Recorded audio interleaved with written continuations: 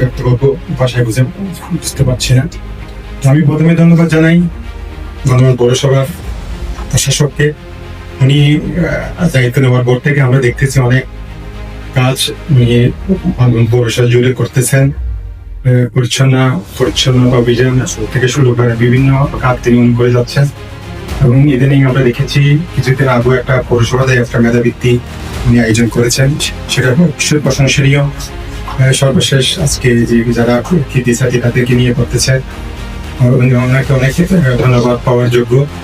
আমি আসলে বিশেষ করে স্যারকে অনুরোধ জানাবো যে আপনি একজন সুন্দর মনের মানুষ, আসলে একটা কোনো প্রতিষ্ঠানে যদি একটা সুন্দর মনের মানুষ থাকে তার এইটা প্রসার আমরা বান্ধবন পৌরবাসী দেখতে পাচ্ছি।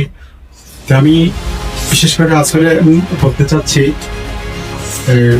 আজকে এই সংবর্ধনা অনুষ্ঠান খুব আনন্দের দিন। এই যে আজকে সাফল্যের পেছনে যে অভিভাবকবৃন্দরা যে কষ্ট করে আসছে, এটা আসলে কেউ হয়তো কারো আমি ব্যক্তিগতভাবে বলি, আমার মেয়ে ক্যান্টপিং স্কুলে লেখাপড়া করছে নার্সারি থেকে। আসলে আমরা একটা সম্পায়ের মানুষ, খুব কষ্ট করে আসলে ছেলে মেয়েদের জন্য লেখাপড়ার জন্য আমরা এই পর্যায়ে নিয়ে আসছি। তা আমি যেটা বলতে চাচ্ছি, আসলে হয়তো আমার বন্ধুটি ক্ষমা সুন্দর দৃষ্টি দেখবেন, গুছিয়ে বলতে পারতেছি না। আমার দুইটা ছেলে, একটা মেয়ে। আমার ছেলে, বড় ছেলে ইসলামী ইউনিভার্সিটিতে পড়ে, প্রাইভেটে, সরকারি কোনোতে আসা নাই। আমি আশা রাখি আপনারা সবাই দোয়া করবেন। সব মেডিকেলের সে চেষ্টা করতেছে যে তার ভালো কোনো একটা প্রতিষ্ঠানে আসে, সবাই দোয়া করবেন। পাশাপাশি আমি যেটা বলতে চাচ্ছি, শুধু সংগঠনা নয়, একটা পৌরসভা চাইলে অনেক কিছু করতে পারে।